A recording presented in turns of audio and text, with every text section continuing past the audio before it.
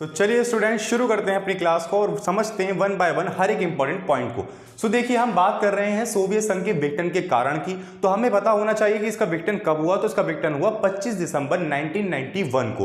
तो अब इसके कारण के ऊपर बात कर लेते हैं। तो जैसे कि हम लास्ट क्लास के अंदर पढ़कर आए हैं कि दूसरे विश्व युद्ध के बाद जो इसकी स्थिति थी वो काफी बेहतरीन तरीके से थी, यानी कि इसकी संचार प्रणाली काफी अच्छी थी, इसकी अर्थव्यवस्था काफी अच्छी थी, सैन्य शक्ति काफी अच्छी थी, सकल घरेलू उत्पाद तो बहुत ही ज्यादा ऊंचे लेवल का था। यानी कि सारी हमने इंपॉर्टेंस देखी थी। ये हर एक काम के अंदर अगर पूरी दुनिया में अमेरिका को छोड़ दिया जाए तो ये सबसे आगे था, इसकी व्यवस्था सबसे अच्छी थी। और यही कुछ कारण थे कि दूर दराज के देशों ने इसको बड़ा बना दिया था, यानी दूर दराज के देश इसमें समर्पित होना चाहते थे इसकी बेनिफिट्स को लेकर, क्योंकि इसके देश के इस संघ के अंदर जो भी रहता था वो साम्यवादी स्थिति के अंदर रहता था। और साम्यवादी स्थिति सभी नागरिकों को एक तरह से सुविधाएं प्रोवाइड करवाती थी जो कि उनके जीवन यापन से संबंधित होती थी, लाइक शिक्षा, स्वास्थ्य, खान पान, जो कुछ भी उनको चाहिए वो सब कौन प्रोवाइड करवाता था? सरकार प्रोवाइड करवाती थी।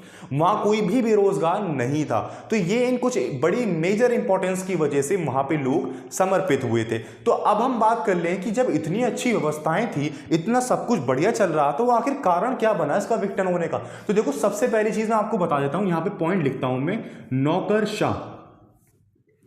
देखो सब कुछ ठीक चल रहा था, मगर कुछ समय बाद ये जो संघ था इसने अपना रूप सत्तावादी का ले लिया। ये ध्यान रखना आप, इसने अपना रूप किसका ले लिया? सत्तावादी का ले लिया। यानी पहले ये बेसिकली एक काम कर रहा था कि हम सभी को ऐसे बेनिफिट्स प्रोवाइड करें, अपने नागरिकों के लिए काम करें, सभी चीज ऐसे करें जो कि हमारे देश के लिए, हमारे नागरिक के लिए बहुत बेहतरीन हो। मगर अब कुछ समय बाद ही सत्तावादी का रूप ले रहा था, यानी कि इसके अंदर नौकरशाहों का शिकंजा इतना मजबूत हो गया था कि वो जनता की तरफ से जवाबदेह ही नहीं थे, जनता की तरफ से जवाबदेह ही नहीं थे। यानी कि जो उनकी मन में आता था वही वो किया करते थे नौकरशाह, और उनके ऊपर कोई सवाल उठाने वाला भी नहीं था, क्योंकि इनकी व्यवस्था के अंदर ही वो चीज नहीं आती। ठीक है, अब देखो जब नौकरशाहों का शिकंजा मजबूत हुआ, सत्तावादी रूप होता चला गया। और तीसरी बात ये थी इसके अंदर कि यहां के नागरिक को अभिव्यक्ति का अधिकार नहीं था। ये याद रखना आप, ये इंपॉर्टेंट पॉइंट है यहां से, अभिव्यक्ति का अधिकार ना होना, अभिव्यक्ति का अधिकार ना होना।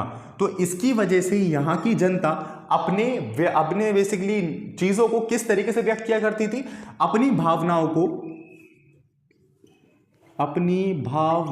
को चुटकुलों